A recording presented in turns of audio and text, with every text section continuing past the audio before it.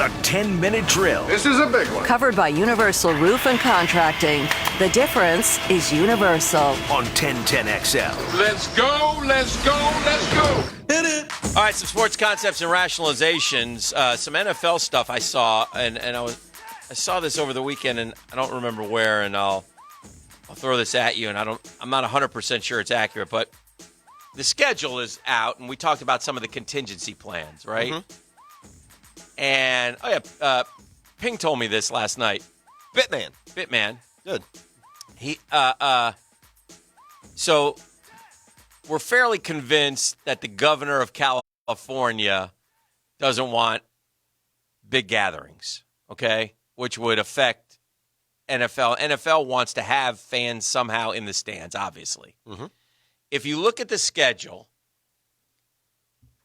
he said L.A., the Rams, and Dallas are opposite home and homes. The Chargers and Vegas are opposite home and homes. And Arizona and San Francisco are opposite home and homes. In other words, if we do determine fans can be in the stands, they may go play in those venues, their home games. In other words, you'd have to move a Rams home game to Dallas to have more. Then stop selling me the NFL as a competitive league, and let's just say it's a business where you can see what happens. That's patently unfair. Well, yeah, but governor, see, the NFL is at the whims and not whims, but at the decisions of each state, right? Right. So if the state says, "Oh, we're not doing this," then.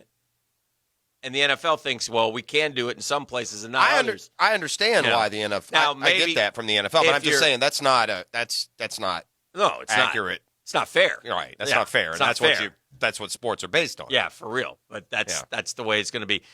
Some other saw some other things on the schedule. We talked about ESPN got a great schedule. Monday Night Football. So I'm assuming this is a ploy because of negotiations. And they want ESPN and ABC to fight in here and try to, drive the bidding up and or maybe take what is CBS and or Fox's. Wouldn't it be great if every time you had a beef with the sports world, you could throw it out there and they would change? Because I was had reached my wits' end with Monday Night Football. Right. Remember I was complaining about the matchups and suddenly this year, but you're right. There's got to be something to it. And they fired Booger and Tess. Yeah. It's a big listen. They got great games. Now I just don't like hiring within. Well, they tried to go outside and they couldn't get anybody. I don't like Steve Levy any more than I like Joe Tessitore. Have they given it to Levy? I mean, it seems like it's going to be Levy. He's in the group. I bet you it's 3 man for 100%. Levy, Riddick, and then either McAfee for the fun or Greasy. I don't think. Greasy works with Levy. Yeah, they like Greasy. Yeah, I think it's who's the other guy? It's Riddick. Ah, gosh. Hasselbeck? Hasselbeck. So you can go the serious quarterback route and go Hasselbeck and Riddick. Maybe you try McAfee for the fun. I don't know if you need the fun anymore because the fun is so available now on Twitter and online and all these still part places. of your broadcast. I don't know. I like Well, McAfee. they need Bill Walton. Yeah, right. I like fun. So I would be all for No, I'm not giving McAfee McAfee I can a care chance. less either way. Yeah. I guess is my point. I'm watching the game and did my fantasy guy score. That's kind of where I'm at on Monday Night Football. But it's nice for the week to end with a really good game that matters. There's been too many that don't through the last few years, it seems like. But yeah, that was the worst kept secret, huh? That's if you're walking around the ESPN campus, you're awkwardly don't meet eyes with those two. They're dead men walking, and that's just it's not the most pleasant feeling, I'm sure. Jags did get that veteran quarterback, not one of the ones we mentioned, but I think he falls in line with all those other ones. I mean, it's just such a cliche move. It's like the move that you have to make because you're the I guess NFL. they wanted a veteran in the room, but I don't know. I get probably you wanted a veteran who would say, "Yeah, I got no problem being his backup." And I guess Andy Dalton would have said, "I'm not going to do that." Oh no, I don't know if there is a backup that matters. I guess is the point. But I mean, is Glennon why not sign Andy Dalton then if you're going to sign a veteran? Well, Andy Dalton probably doesn't want to come here. First of all, well, there you go. Yeah, that's what I'm saying. Andy Dalton probably is like, I don't want to go. I'm not going there to be a backup. And Dalton is too accomplished to sit behind a struggling Gardner Minshew, whereas the team can afford to PR-wise, not worry about Mike Glennon sitting behind a struggling Gardner Minshew, if that's the case. By the way, it's interesting to me, Glennon can kind of serve as a little warning towards the Minshew mania. Mike Glennon came into the league and had kind of a Minshew effect. You weren't expecting much out of him, and he had like a 20-touchtown seation as a rookie. And, very similar. Yeah, very similar. And then it didn't last, did it? And that's, oof. Well, one thing's for sure, if anything is like on top of the refrigerator and you can't reach it, just call Glennon in. He can get it for you. 19-9 he went his rookie season. And overall at Tampa, like 30 touchdowns and, 12, 13 picks in 2 years, basically. 2 years worth of playing. Yeah, 4-9, 1-4. Just kind of petered out, man. Then they got replaced in Tampa, signed that deal with Chicago, and that began the Bears' little trip as the worst quarterback decision making in history. What they've done in the last 2 or 3 years. He's in bounce around form. Chicago, Arizona, Oakland, and not playing in any of those places. Right. So he'll come here, make his $3 million, and hold the clipboard, and we'll see where Gardner Minshew is, and then we'll ain't bad work. Move on from there. It ain't bad work if you can get it. But it is a cautionary tale. You're right. He had a very solid rookie season in 2013. So. And they probably thought they were onto something, So that will be something to watch, though, going forward. But he's a good, guy to bring in here and be the backup for sure for the Jags. All right, the schedule is sunk in. You've had a good look at it and break it down. We did so on television this weekend, and Tony Baselli will offer up the the Sunshine Pumpers we'll view look of forward the to schedule that coming in up. About a half an hour. 4 different quarters. Definitely the third quarter looks to be the most difficult. Second half looks to be most difficult, which is good for a young team. Unless you futz up the first half, then you're dead. Well, a lot of people, it's pretty. You don't have to really convince yourself that they could get off to a 3-1 start. It doesn't, maybe not the most likely thing, but you can. That's believable. I just look at it. The last team that came in here, were the Indianapolis Colts, and they beat the hell out of them. Yeah. So I know it's different when it's a season opener. I don't have his. I think the one thing that makes the last time Phillip Rivers came in here, he beat the hell out of them on a better team. On a better team than the Colts. The Colts last year won 6 games. I'm saying Phillip Rivers on this Colts team is going to be a good team. Well, he doesn't have the weapons he had in San Diego, and with the Cleveland, have a Keenan Allen running around catching balls. I think the Colts roster is every bit as good as the Chargers.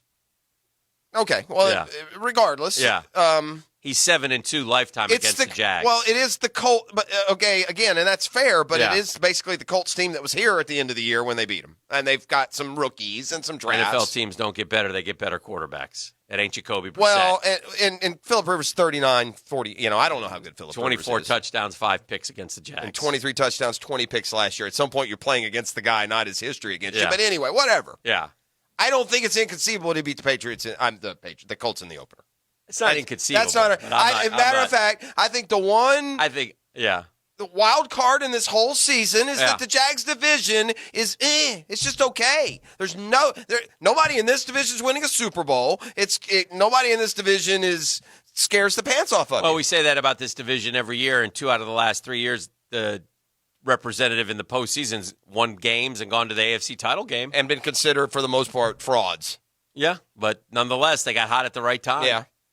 Again, that getting hot at the right times and going to the AFC Championship and having to play those teams in the middle of October somewhere. We would have won if the refs were going to go. Well, they didn't help. that didn't help. Got a little infighting down there in Gainesville, huh? I was a little surprised with Chauncey Gardner-Johnson, who I always liked. I thought he was a great player, and I think his argument should be more with Butters and the way he was under. No, it's not with Butters. I know it should be. He doesn't like Dan Mullen. I'm saying it should be with Butters. That's who his argument should be with. McChompers is the one that had him for 2 of his 3 years. Well, he's fine with Butters. I know. He does not like Dan Mullen for whatever reason. Yeah. And that reason apparently is maybe all athletes now are going to try and channel their inner Michael Jordan and find some slight somewhere to motivate them. But I've read and reread, and I remember when every year coaches comment on their guys going to the pros, and they always say the same things. And what Dan Mullen said wasn't damning at all. It really wasn't even insulting. And by the way, Gardner preceded that a month later to be a 4th-round draft pick. Now, when Chauncey Gardner-Johnson decided to go to the NFL, do you think he had designs on being a 4th-rounder? I know he needed to go. I don't. He probably thought he'd be a second-round pick, though, is my point. Probably. So Dan Mullen he didn't say anything that was, like, personal. I don't think he even referenced him specifically.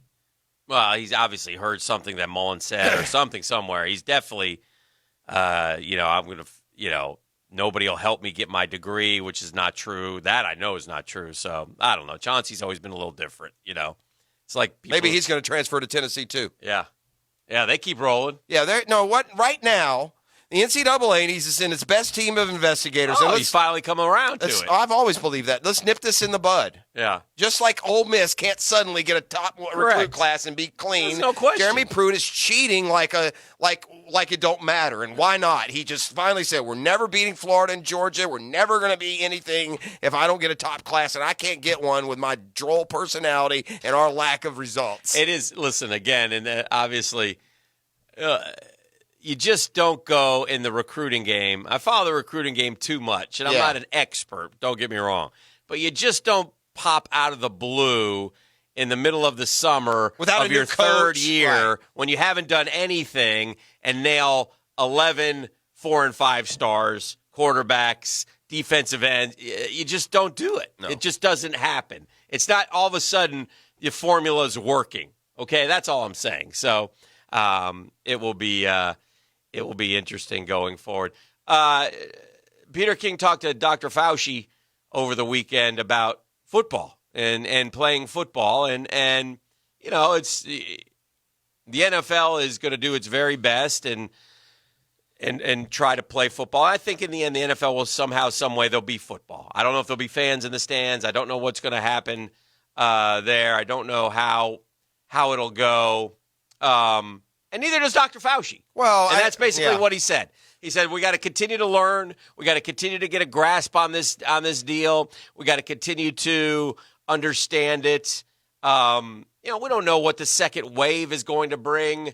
It's feasible that negative testing players could play in an empty stadium. Is it guaranteed? No way. There will be virus out there, and your players are negative at the time they step on the field. You're not endangering. Also, if the virus is so low that even in the general community the risk is low, then I could see filling a third of the stadium or half the stadium so people could be 6 feet apart. That's something, again, that is feasible depending on the level of infection. I keep getting back to that. Right now, if you fast forward and if it was September today, the season starts, I say you cannot have a season. It's impossible. There's too much infection out there. It doesn't matter what you do. But I would hope that by the time you get to September, it's not going to be the way it is right now. So I'll just sit and wait and see what they do. Right. It's too easy. Nobody knows to get passionately frustrated one way or the other, and this format that we operate in doesn't serve any purpose to share any opinion, medically or otherwise, or what people's agendas are. I will say this: at the end of the day, it behooves the media for there to be chaos. So as long as we're in danger, the better it is for media. And it also there is a human inevitability of getting a little bit of celebrity status, being constantly asked and platformed as an expert in anything. I asked this, and I guess I thought this was interesting over the weekend because one of the things I would like to see from all the statistics that we're fed so many different things, right? And I appreciate that. I think that's how you judge how you live your life, et cetera. I want to see what the numbers are age-wise and health-wise. In other words, in our state or in America, if there's 78,000 people have passed away, horrible, right? But of those 78,000, how many were 80 to 90? What percent? What percent were 70 to 80? What percent were 60 to 70? What percent were 50 to 60? I've seen it done in Italy.